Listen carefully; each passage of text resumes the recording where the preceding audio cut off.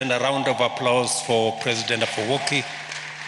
Let me now take this opportunity to request my brother, His Excellency President Paul Kagame, the President of Rwanda, to make his statement. Your Excellency, you have the floor.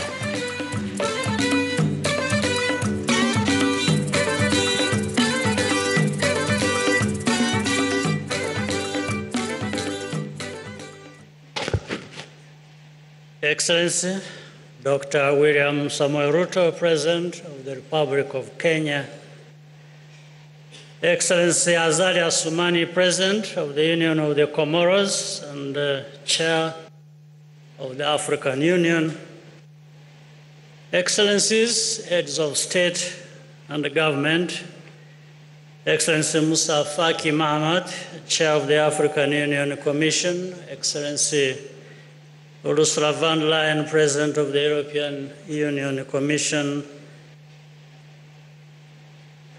Right Honourable Patricia Scotland, Secretary General of the Commonwealth, Excellencies, First Ladies, distinguished ladies and gentlemen. First, I wish to thank President Ruto for hosting us in a beautiful and vibrant Nairobi for the Africa Climate Summit, organized in collaboration with the African Union. Every year, the world is reminded of the real and growing threat of climate change. Recent findings tell us all kinds of stories, including that July was the hottest month ever recorded in human history.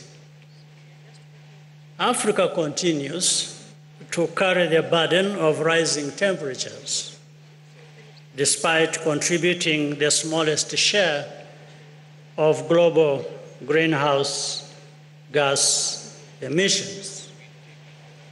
We cannot just keep talking about it without doing what is required to fix the problem.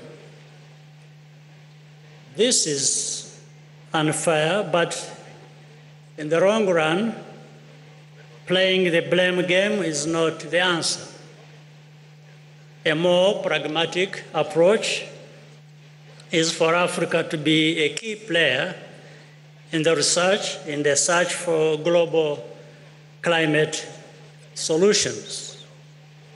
Africa stands united and should remain so in this and in its position.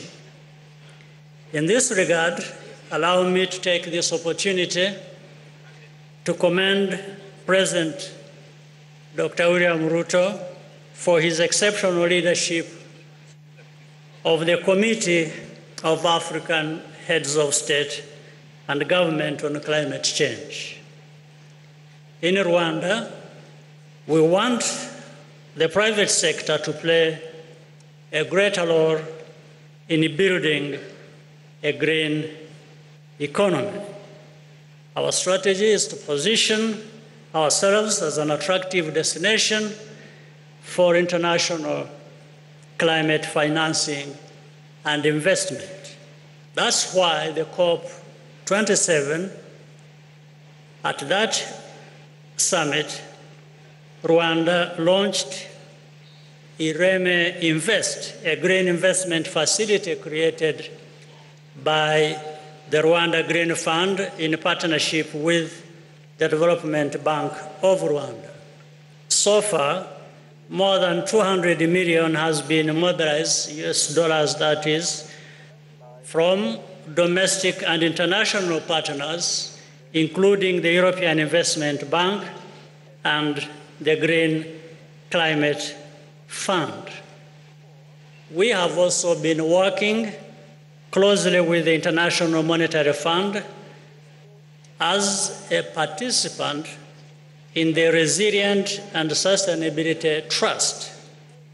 We have access to long-term financing to further integrate climate into our economic policies. This is a good sign that the international community is taking seriously the call to reform our global financial architecture. But there is still room for improvement.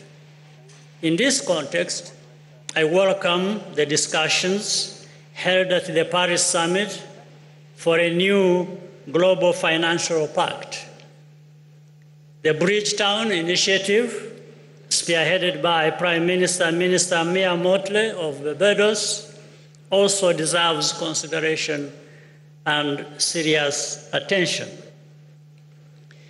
Any meaningful structural change must favor debt restructuring and lower interest rates, as President William Ruto has so eloquently explained.